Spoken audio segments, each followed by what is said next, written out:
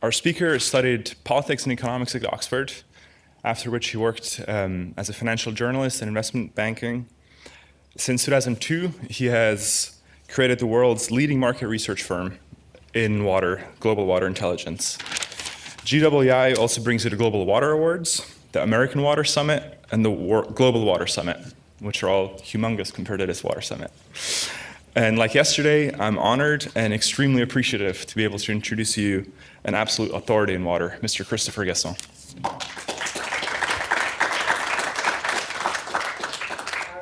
A bit worried that you've probably got sort of rather high expectations of fireworks and so forth as a result of me behaving yesterday. I'm sorry it's not going to be quite like that. I've got 3 slides, and I'm going to talk about 3 different issues about the future of the utility. The first is on sort of politics and finance. The second is on the drivers of change, and the third is on the future of the future of technology. So first, the policy and finance thing. Here we are. I thought of this yesterday when we were in that session, or actually both sessions, where we were talking about policy, water policy in America, and it suddenly struck me that actually water policy does not exist in this country. You know, you could think of it maybe, what job do you think George Hawkins should do next? He's the most brilliant guy at running that DC utility. In any other country, there'd be a minister, and he could go off and be the minister, and he could completely reshape the whole water sector in the country and make it as brilliant as DC Water. But in this country, you can't. It doesn't work like that. You don't have a water minister. You have an EPA, which does a bit of regulation. You have various state responsibilities. But your policy in this country is defined by those 56,000 utilities, by complete fragmentation. And it means that there is no Wizard of Oz that you can go to Washington and who can solve your problems in water. It is, I was thinking about this particularly when the lady was talking about doing this fly-in. These guys have been doing fly-ins to Washington for years, and what good has it done? Okay, a few years back, 2009, they got the stimulus package. What was it, about $128 billion put into the water sector? Did that change the American Society of Engineers grade from D- to D+? No, they're still D-. Washington cannot help you. The only people who can help in this situation are actually the leaders, the people who are running those 56,000 utilities. That's where the difference is made, and that is what policy actually means in this country. I know a lot of academic people get very excited about doing courses which involve water policy. We in Oxford, we have something called water science and policy, and lots of young people get excited by this, thinking that they can somehow get involved in shaping the water sector. Well, actually, no. In this country, what it means is doing it yourself. It is the message of the Wizard of Oz. You have to find your courage, find your heart, and so forth, if you're going to get this sector to work properly. So that's the first slide. So the next thing that I was going to talk about was, what did I say it was? It was the sort of drivers of change. Here we are. Now, here I was, like you in America, we've had, a bit of this sort of populist backlash. And one of the ways I think it's sort of expressed itself is this, I think you've had this anti-vaxxer movement in this country, where people, in England we talk about it as the MMR vaccine, which is a combined vaccine which, some doctor somewhere said that this is going to give you, autism if you use it, and so all sorts of mothers would say, we're not going to get our children vaccinated, and now you have a bigger problem. And in this phrase, I'm only a mom, but, has become sort of part of this idea which is sort of creeping across, well, certainly was a big theme in the Brexit campaign in the UK, where one of the ministers stood up and said, I think we've had enough of experts. And this is part of the thing. The credibility of experts is being completely destroyed worldwide. And it's part of this, I think, what you might call this rebellion of the uneducated against the educated elite. Now think of it. If you've come to MIT to get an education, you come here because you believe it increases your chances in life. It gives you more choices, and some people might expect more money out of it, some people might get more power, some more freedom, but it's a better life that you're getting through education. And what has happened is that the people who don't have those choices are looking at the people who do, and they're saying, I think the way you've structured this society is to benefit you, not to benefit us. And the whole country and the whole world is actually set up with the masters, who are the educated people, and the slaves, who are just the uneducated, who are expected either to vote for rich Republican capitalists or these liberal cosmopolitan elite Democrats, and they've had enough.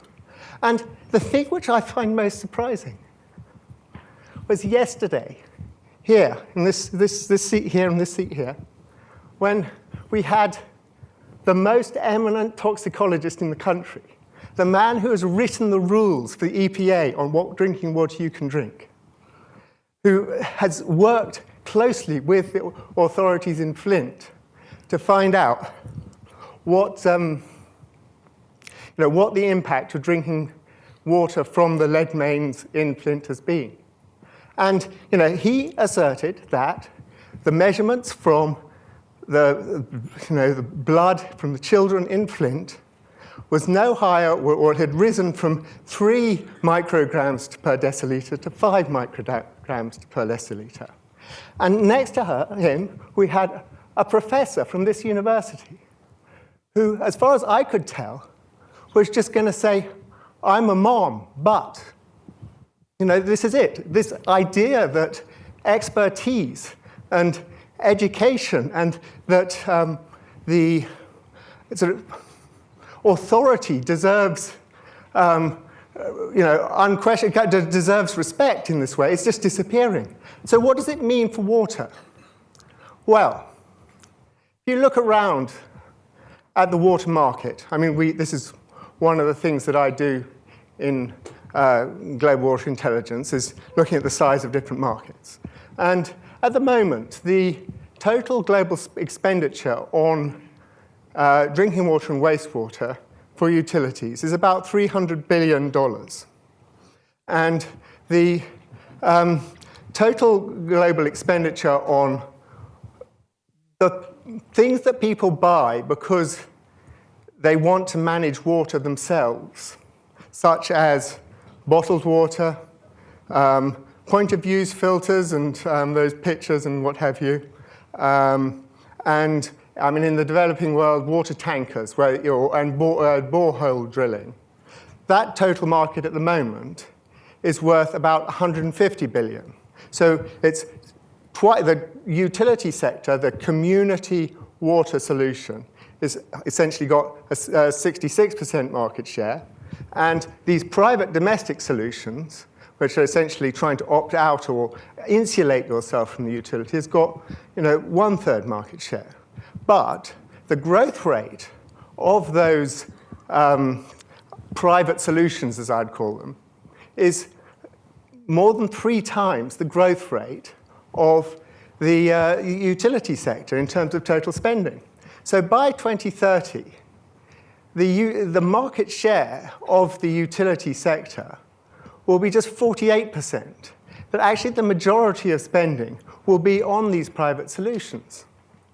So what does this mean for the utility? There's another thing that Joe was talking about. He was saying, should we actually be trying to supply drinking water? that if the customers don't expect it to be drinking, if they're saying, oh, I'm only a mum, but I'm not going to let my children drink this water, I'm going to go and get myself a water filter or a bottled water and so forth. If they sort of opt out of that, what can utilities do? Well, I suppose that there's sort of three different ways that I can see it going. One is the sort of, I suppose, DC water approach, or I think Louisville in Kentucky has a similar approach, which is to, market the hell out of their product, to, convince, to outmarket the water filter suppliers or the bottled water makers. So people really believe in the product and they want to invest in it, and actually to take advantage of the fact that, a bottle of Evian or something is probably about 1,000 times more expensive per gallon than water that you get from the tap. And to take advantage of this sort of value that people see in water and to really increase market share and get people buying into backing the utility. So that's the sort of the best solution in many ways. The second solution, which I'd call the sort of maybe the smartest solution, but I don't think it will happen very much, would be to say, hey, if we're not delivering, if our customers don't expect us to deliver water, and at the moment, we might have 3 pipes. We heard the story yesterday about the drinking water pipe and the wastewater pipe in the same trench. Well, that's just completely weird. Why do you need 2 pipes going to supply 1 person? Actually, if you just had 1 pipe and you did the treatment at the house and you reused the water at the house and you had a point of use system for making the water drinkable and a decentralized thing to make it possible to reuse the wastewater, possibly also get some energy from that, you wouldn't need those 2 pipes in the trench at all. You could immediately halve the cost of running the utility. You could probably also generate electricity and probably even get your customers to pay a lot more for it. But I think that would require quite a visionary to make that happen. But I think the other alternative is essentially just going with the flow and losing the support of customers gradually. People don't feel that this is anything other than just a basic utility water you're supplying, not expect them to pay too much for it because they're not getting anything which is too high quality. And gradually this I could see would expand the sort of diversity of performance in water utilities. You'll have some which are sort of bumping around along the bottom, just living from consent decree to consent decree, and others which are, super good, the equivalent of Evian. They're super good marketers who've really got engaged customers, and they're able to go out and achieve all sorts of things. But, I mean, this idea of essentially the sort of privatization of water by stealth like this, I think it is a very worrying trend socially because I said yesterday that water is probably the only thing that all Americans have in common. And if you had this world where every household is essentially looking after itself, you end the concept of socialized water, where the community invests together to create a good which is the same for everyone, rich and poor, and that is a high quality thing. And not only that, but you also lose the ability to invest together as a community to take on the big challenges which are sort of almost global in scale, such as how do we deal with water scarcity or a Californian drought or something. We can't do that just by ordering a water tanker or buying another bottle of Evian. Actually, we need to be able to come together as a community to get that investment in there. So really, there's no sort of alternative but for utilities to become real sort of champions of customer engagement, getting their brands out there, getting people buying into them and believing them, and using that support to really drive performance across the sector. So we've got those two stories, and I think that that issue of the experts is certainly a problem, but actually, expertise also leads into the sort of technology piece, and I think that that's the next part of my story. So here we have, this is the technology story from water. So the way that water utilities used to work was that they would, basically get lots of things and, pipes and what have you, and bury it under the ground. And these pipes would essentially be dead. And, they'd have pumps and all sorts of other things all going on in this sort of graveyard or whatever. But they would have absolutely no idea what was going on.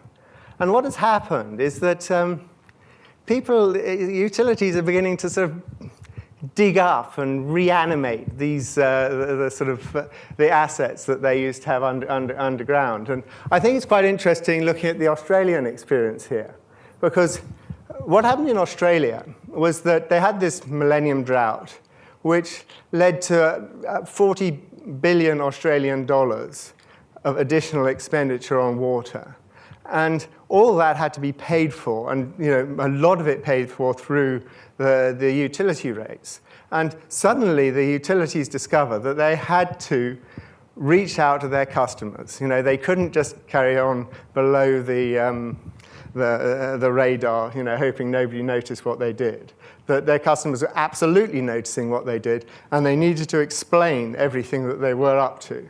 And so these Australian utilities became incredibly focused on, customer engagement in one way or another. And one of the ways that they got involved in this was to start putting a lot of data out to their customers so that their customers can tell how much water they're using and so forth. So they were creating apps that would sort of tell them, oh, you're using twice as much water this month than your neighbor did, or this kind of thing, where they were investing in IT as a way of trying to get the customers to be part of the challenge of providing the community with water.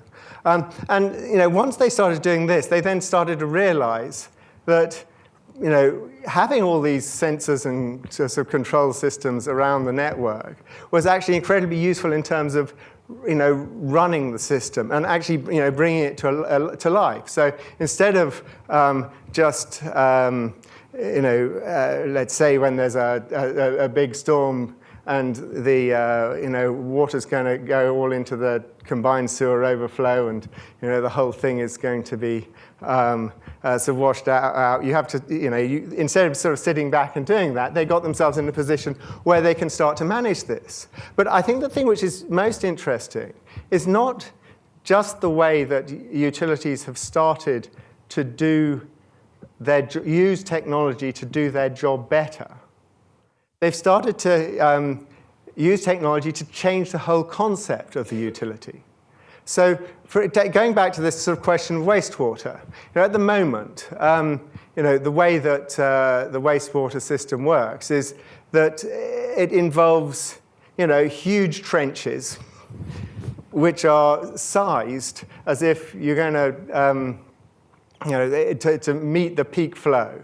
So, there is generally a sort of 10-to-1 difference between the normal flow in a wastewater treatment system and the peak flow. And everything has to be built for that peak flow. So you have these huge sewers, you have huge wastewater treatment plants which need to be able to treat sort of water which is backed up when there's a whole load, when there's additional storm water in there and so forth. And what Southeast Water in Queensland, or in Melbourne has done is it's come up with a completely different paradigm for managing wastewater. So they had a suburb which needed to had the septic tanks removed and replaced with, get put on the sewer. And doing this was going to cost $500 million, and it was going to take them 20 years to do it because they couldn't charge more than $800 a household in order to add them to the network. And so in order to ensure that the rest of the customer base didn't have to pay for the extra cost of that $500 million of work, they were going to spread it over a long period. Then the chief executive of this utility, who's a guy called Kevin Hutchins, who's a bit strange. He's an amateur coder. He writes code in his spare time. Decided that he was going to do it differently, and he invented the idea of a smart box which would control a tank containing the wastewater, which would be connected instead of to a huge traditional Bazalgette sewer. It would be connected to a 65 millimeter pipe, which would be pressurized. So you would have a pump in the tank, and when it came to pump out the tank, it would shoot the wastewater down this 65 millimeter pipe to towards the treatment plant. And he can then control on a sort of minute by minute basis when he pumps out each of these tanks, so that the first house in the street he can pump out at 2:01 in the afternoon. Next one he can pump out at 2:02. He can store it all up and then wait until there's capacity in the system, and then he can move it on. And as I say, it brings the assets to life. Instead of being in this situation where you're essentially, you build a network, you bury it, and then you just live with the consequences of the way that works. You build a network and you manage it and manage the flows in it on a minute-by-minute basis. So, for example, he had a problem where there was a burst main which had got into one of the traditional sewers and was about to sort of spill all over the beach.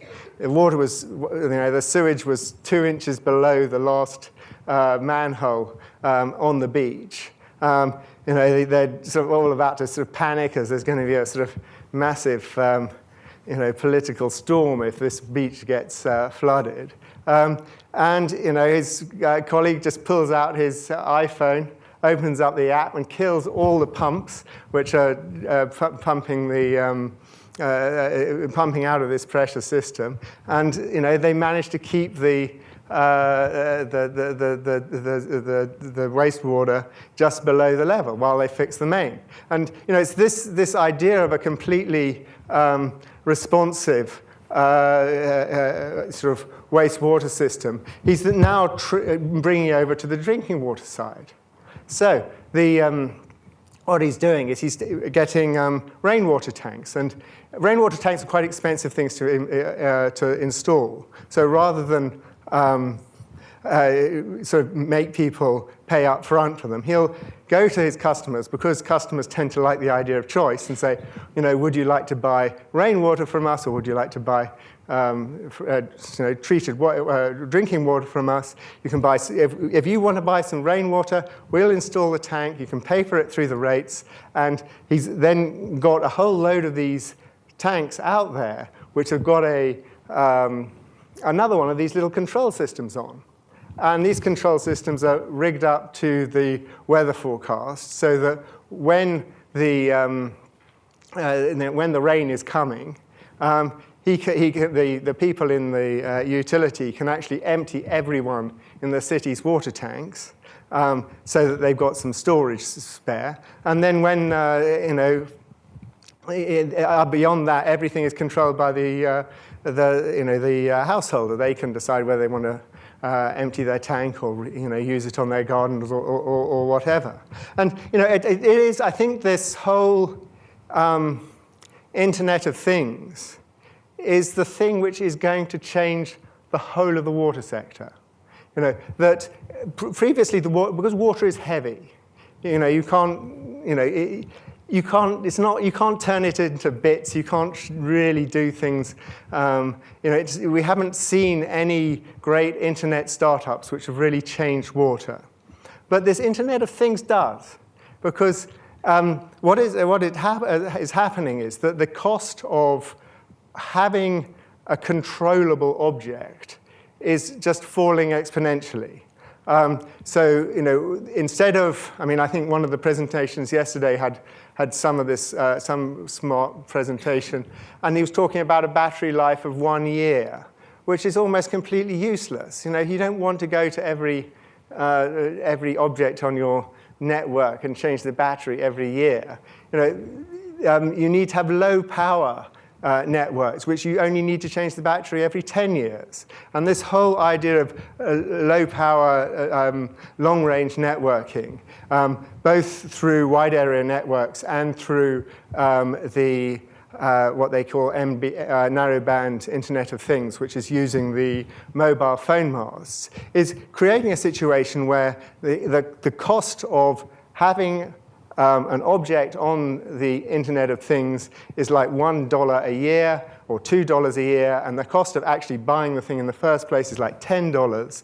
And these are things which are all absolutely affordable by utilities. And they, as I say, they reanimate it. They take this strange things that were buried under the ground and they bring them back to life. And I think that it's going to change the whole way that utilities are operated, but I think it will also change the way that treatment plants, desalination plants, and what have you are done. I think there's so much optimization of systems to be had from real-time monitoring and control that will be the place where the real changes in the water industry take place over the next decade. To conclude, my view is that finance is not the problem in water. Actually, there was a little bit of discussion about WIFIAs and all these other things. Actually, money at the moment is incredibly cheap. Interest rates in this country have been at all-time low for a very long time. For maybe the last decade or so. During that time, it hasn't been that the American water sector has suddenly awoken and risen to all its challenges because the money is so cheap. Money is not the problem. Similarly, a lot of the technologies are there. The Internet of Things, I think, is a new thing for water. But just in terms of treatment technologies and all these other things, they're all there. The thing that isn't there is really the utility leadership. And there are people like sort of Stephen here or George yesterday who are really these beacon leaders who have made a huge difference to the way that the utility sector works. And really, I hope, if you are students here, that you're inspired by them to follow in those footsteps, because really it is, it's an exciting place to be. And if you are going to be this educated elite, you might as well be part of the educated elite, which brings America back together, which creates success at the community level to make it all work. Thank you.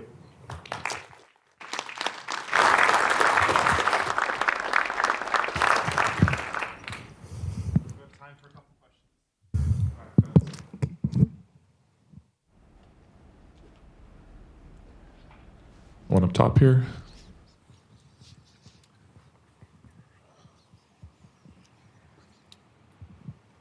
Hello, thank you very much for your talk. Adrien Moreau from Veolia and MIT Sloan. It's not really related with utilities, but more like the water in general. Like GE is on the market, GE Water, Evoqua as well. And so I'm thinking different signal there. In one side, you said that water is great and that money is cheap and everything is possible. On the other side, I see businesses who said, I want to be out of this business because I'm not able to leverage enough money out of it. What is your take on that, please? Well, I think that's sort of absolutely the case. That, everything is there that, I suppose what I'm saying is that there's a huge variation between the top performing utilities and the bottom performing utilities in America, and in fact globally. And that as Veolia or as GE, you need to find those utilities which will invest for performance. Because that most utilities essentially work on a sort of troubleshooter mode, that they have the most god-awful problems thrown at them, and they just got to fix them there and then.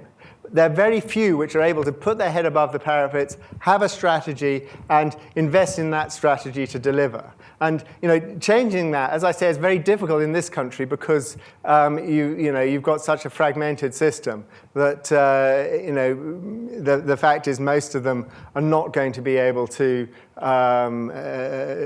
be these sort of wonder utilities. But I mean, in other countries, I think we are where you have got. Let's say, for example, Cambodia.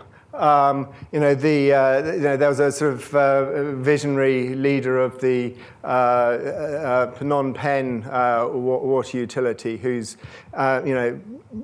much in the sort of George Hawkins mode, but he has been promoted to be water minister, and he is now replicating the success that he had at his utility level elsewhere in the country. But I mean, this question of how do we sort of roll out utility success is something which I've been quite involved in. I mean, I've set up this organization called the Global Water Leaders Group, which is about bringing together these sort of visionary leaders to create to try and share ideas and create momentum behind this sort of Wizard of Oz idea that actually the utility sector is on its own and it has to help itself.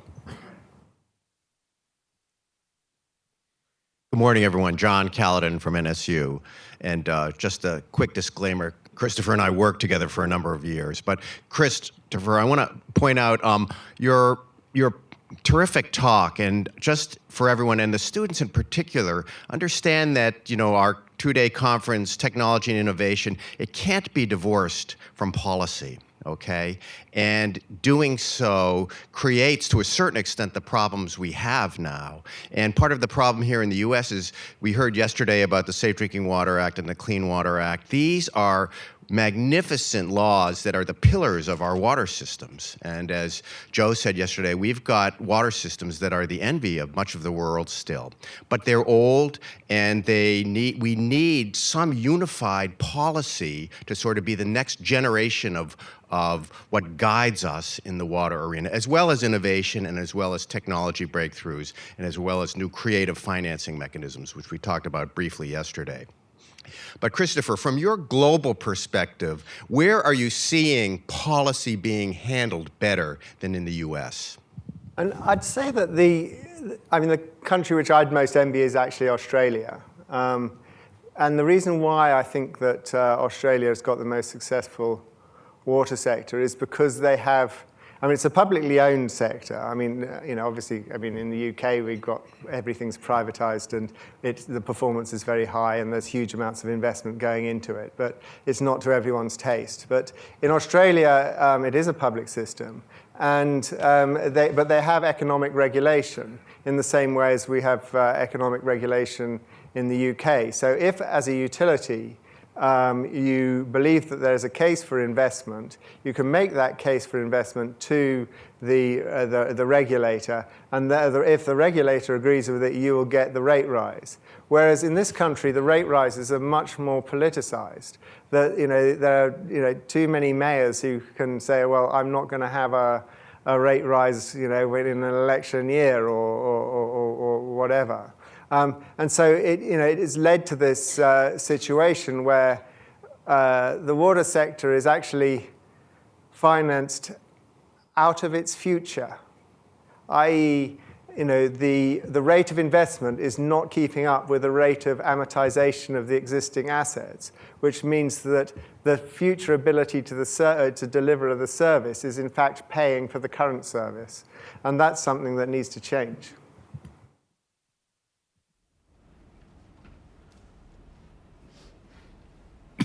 Hi, Christopher. Leon Auerbach, IDA. Between other things you do, you project a future of desalination. So would you give your views on desalination, and particularly with what's happening to renewable desalination? Right, so I mean, on desalination, I mean, I suppose, yeah, there I suppose three different areas I should talk about. First, yeah, on renewables, I mean, the thing with desalination is, at the moment, the most efficient process is reverse osmosis, which is essentially an electrical-driven process. And once you've got electricity, it doesn't matter where the electricity comes from. It doesn't need to be actually coupled by the desal plant. It's more efficient to get it from the grid, but to invest in more renewables on the grid. It would be better if there was a sort of cost-effective way of using direct solar power to evaporate water and desalinate it like that. But at the moment, the area productivity, or the productivity per square meter of ground of a sort of solar evaporation for desalination is too low, and you'd need an enormous footprint of a plant in a coastal area in order to make it economic. So I think that we're going to be focusing on essentially bringing down the cost of desalination in terms of the energy consumption on the one hand, and somewhere else dealing with the electricity. I think that the next question is, what is going to have the biggest impact on bringing down the cost of the energy consumption in a desal plant? And I have to say that I feel that these sort of new materials, such as graphene and what have you, which are sort of coming in as new membranes with supposedly higher fluxes, I think that we will hit the sort of limits or the thermodynamic limits of what we can do with a membrane sooner than we think. I mean, I suspect we will never get it below 2 kilowatt hours per cubic meter for the entire process. And at the moment, it's probably about 2.9 or 2. I think has it been 2.7? Don't know. So where I think that we'll probably see the improvement is on two things. One is addressing the problems of scaling and fouling in an effective way, because these things impede the effectiveness of the membranes, and it's already well having this sort of very high flux membranes, but if they quite quickly get scaled or fouled, you're not going to get much performance out of them. And the other thing is this whole Internet of Things. If you can measure on a real-time basis the temperature and salinity of the water that is coming into the membranes, you can adjust in a real-time basis the pressure needed to drive the desal process or the reverse osmosis process. Because essentially there's a sort of threshold of pressure that you need in order to get the process to happen. And any excess energy is essentially wasted. So if you can use this sort of revolution in sort of real-time monitoring and control, I think that will help cut the cost of energy in desalination. Thank you very much. Well, let's all give a big round of applause for Christopher.